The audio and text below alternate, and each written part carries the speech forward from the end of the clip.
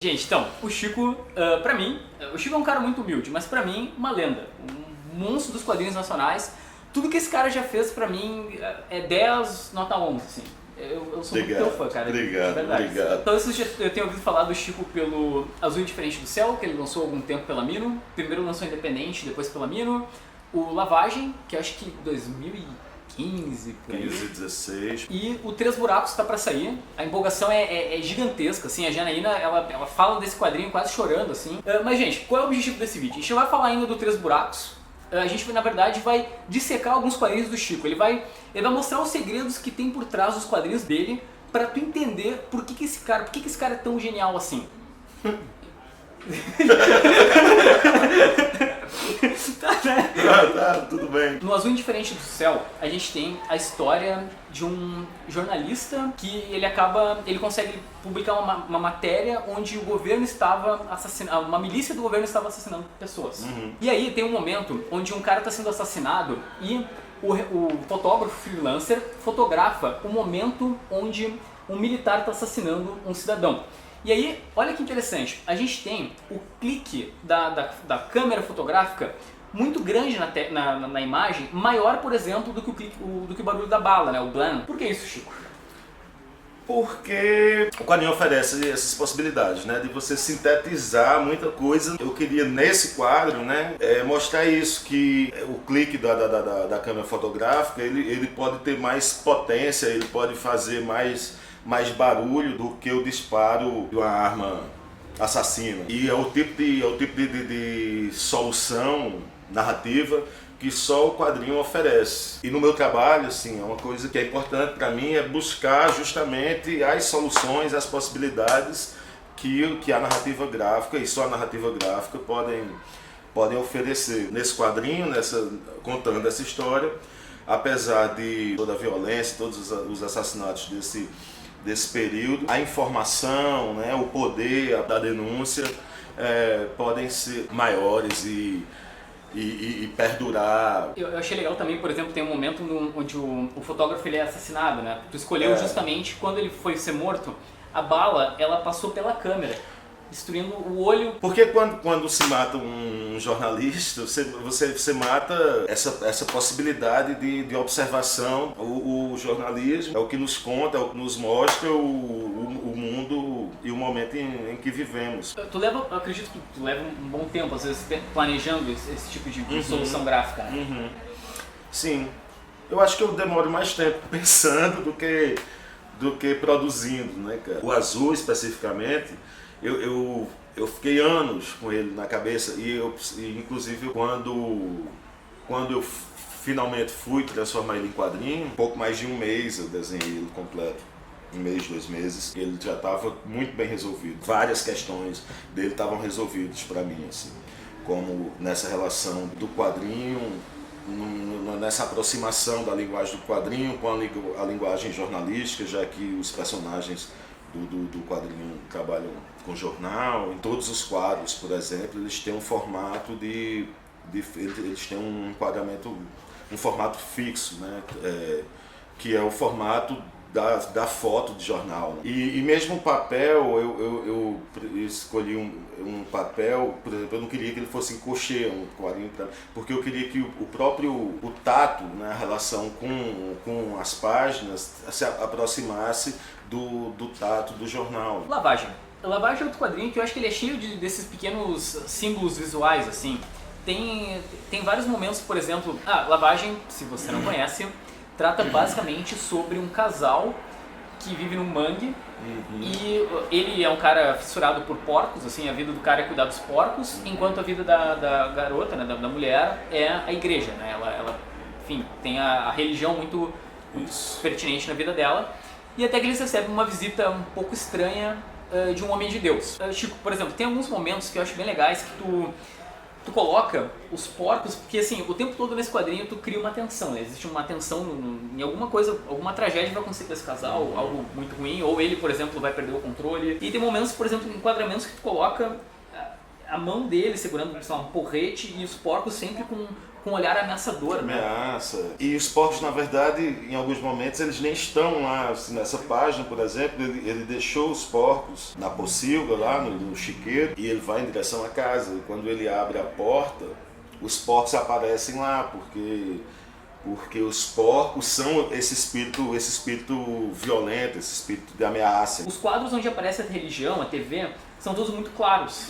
Em contraste com o ambiente em que eles vivem, né, que é de absoluta pobreza e sujeira e imundície, né, que é quando mostra as cenas da TV, é tudo asséptico, limpo, iluminado, né? Tudo luminoso, assim, tudo puro. O que o discurso religioso televisivo propõe mostrar, né? Promete, mas o que esse discurso gera, na verdade, é toda essa sujeira que está ao redor, né? Parece ser contrastante, mas na verdade são absolutamente interligados. O modelo de relação conjugal, o modelo de relação social que o discurso do pastor propõe, na verdade, essa imundície que se manifesta fora do televisivo. Tem outras coisas meio óbvias, assim, que aí é mais comum os autores usarem, como sobrepor sei lá, pegar a figura do homem religioso, né, que aparece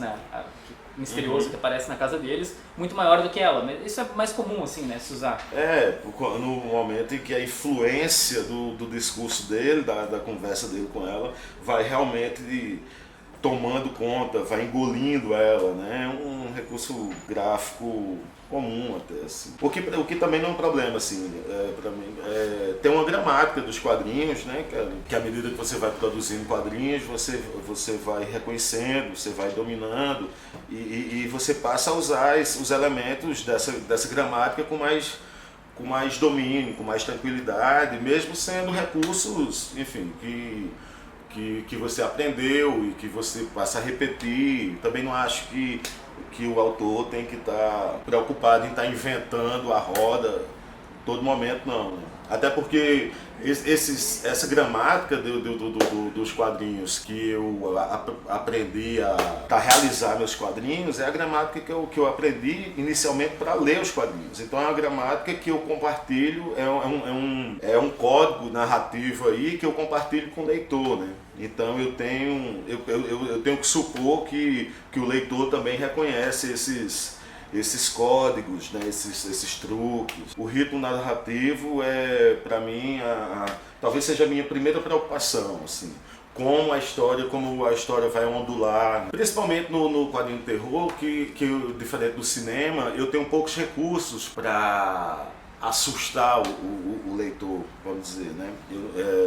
Eu não tenho o som, né? Eu não tenho a possibilidade do jumpscare. Então essa atenção ela tem que ser construída muito mais psicologicamente, assim, né?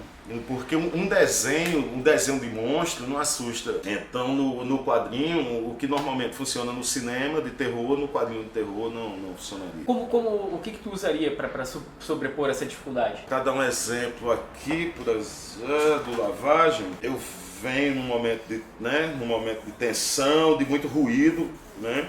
de um caos estético, até assim, as páginas elas rompem já com a formalidade do quadrinho, né? Sim, não tem os quadros tão definidos. Então isso tudo eu suponho, quando eu estou criando, que isso vai criando um desconforto até o momento, por exemplo, que ela segura o copo. Ela segura o copo na tentativa de controlar esse moinho de violência que ela vê girando, né, cara? E aí quando ela segura o copo, o quadrinho volta a se comportar como quadrinho. Então tudo parece resolvido, tudo parece tranquilo, tudo parece calmo, até chegar numa página de silêncio, né, e de tranquilidade. E aí quando você vira a página, isso tudo se rompe novamente, explode. Então eu acho que criar esse, né, alternar, esse trovejar aqui com essa calmaria e quando parece que está resolvido, na virada da página eu surpreender com a volta de toda a ameaça, toda a violência, é uma maneira que eu encontro no quadrinho de criar essa sensação de descontrole. Chico, obrigado. Tá? Isso, cara. Segredos revelados ali. Cara, eu sou apaixonado por isso. Obrigado, eu gosto muito desses dois quadrinhos, cara, do Azul e do Lavagem. São dois quadrinhos meus assim, que eu tenho o maior orgulho. Estava conversando com a Janaína, assim, que eu acho muito difícil que o Três Buracos, que as pessoas provavelmente vão comparar o Lavagem com Três Buracos, e eu acho muito que vai ser muito comum ouvir que Lavagem ainda é um quadrinho melhor do que o Três Buracos. Assim, eu acho que eu vou escutar muito isso, porque são quadrinhos muito diferentes, né? E o Lavagem, ele é tão sintético, né, cara? Ele é tão sintético que ele é muito, isso torna ele muito forte, assim. A pancada é muito forte. Eu gosto muito dos Três Buracos. Acho que como obra é uma obra maior do que o Lavagem. Tem mais personagens, ele tem mais situações, ele se alonga mais. Então não sei se ele tem o mesmo poder de pancada, mas eu acho que é o meu quadrinho mais maduro, sem sombra de dúvida, assim. Tudo isso que eu estava falando, do modo, como usar os recursos do quadrinho, né? Eu sinto isso quando eu estou fazendo assim, que eu cheguei numa maturidade autoral, assim, que eu acho que é onde eu gostaria de ter chegado, assim. Estou muito feliz, muito contente com o que eu estou conseguindo com Três Buracos. Então eu queria pedir só pra audiência que você não leia quadrinhos com a TV ligada. O autor tem toda uma preocupação com o ritmo, com a cadência, com a atenção do leitor, porque tu pressupõe que o cara tá prestando atenção, né? Cara. Aí o cara tá, sei lá, num ônibus lotado, lendo o quadrinho. Mas no ônibus até entendo, eu leio muito no ônibus, assim, porque o quadrinho também faz isso, a literatura faz isso, né, cara? Você começa a ler e o entorno vai se desligando. Eu, como leitor, eu tenho essa experiência. Sim. A TV ligada pra mim já é um pouco demais, mas é isso, a gente às vezes tem tanto pouco tempo, né, cara, pra ler as coisas, tem tanta coisa boa pra ler e a gente tem cada vez menos tempo, mas desliga a TV. Eu nem tenho mais TV, na verdade, faz muito tempo que eu não tenho mais nem TV. As pessoas não assistem mais TV, na verdade. Chico, obrigado, cara. Valeu Essa aí. boa. Beleza. Bom demais. Obrigado mesmo.